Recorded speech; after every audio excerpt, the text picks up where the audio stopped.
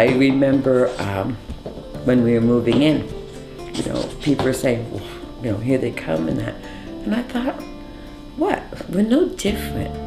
And we're not different at all, but people want to find a reason to not have social housing. It's called build it anywhere else, but not in my neighborhood. Housing is much safer and better than having people living on the streets. And it's not so obvious. And mental illness is not something you have to be scared of. Not everybody is going to do something bad. Well, fears come from the unknown, and so it's until we're open in the neighborhood and people can meet the tenants, it's very hard for them to understand that there's very little to fear other than what you would fear from any neighbor in any community as a parent. When I first heard about the project, I thought it's a great idea. And there was a lot of negative reaction in the neighborhood initially, and I thought, let's see what we can do to counter that negative reaction. I'm also on the board at the Dunbar Community Center, and I thought these are going to be people who are going to be our neighbors, they're going to be people who are probably using the center.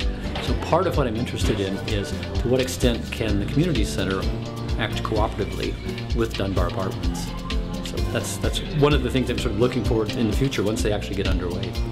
They're placing their fear in the wrong place. This is a gentle group of people who just want to have a home, and they're not going to cause trouble. It's like winning at least $400,000 lottery, because we couldn't afford this thing. This is a bachelor suite, and it's modern, it's safe, it's clean. Where would you get this for what we pay in rent? At $375 in rent? I mean, I think it was the first month, I couldn't believe I was here. I was afraid to unpack everything because I thought, oh, any minute they're going to come and tell us they made a mistake.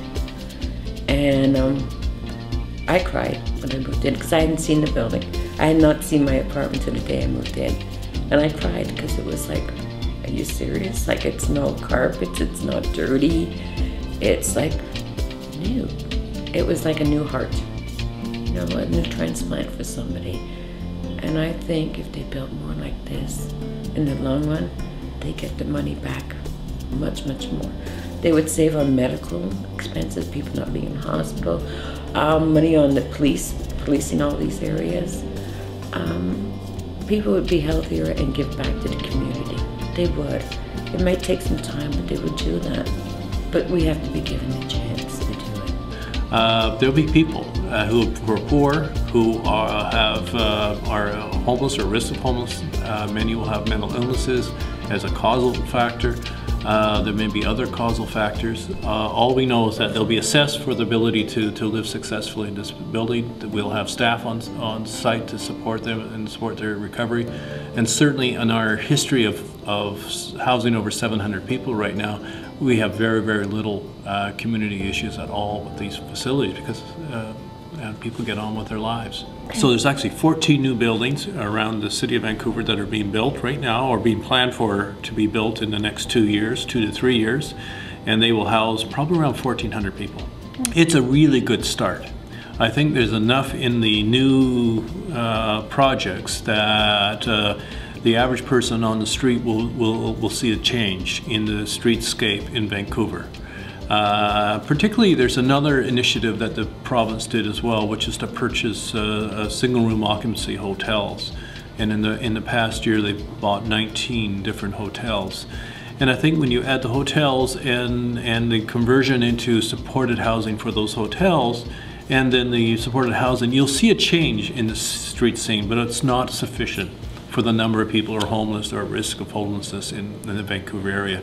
So I think they actually have to do, by an order of magnitude, 2 or 3 times more housing to actually almost eliminate it in the city. Services are there as well in the community already, and I think that's part of the difficulty we have in dealing with negative community response, which seems to feel that people with mental illness don't live in their neighborhood or shouldn't be given services. And one of the basic tenets of the supportive housing strategy, adopted very strongly by council, was the notion of geographic balancing.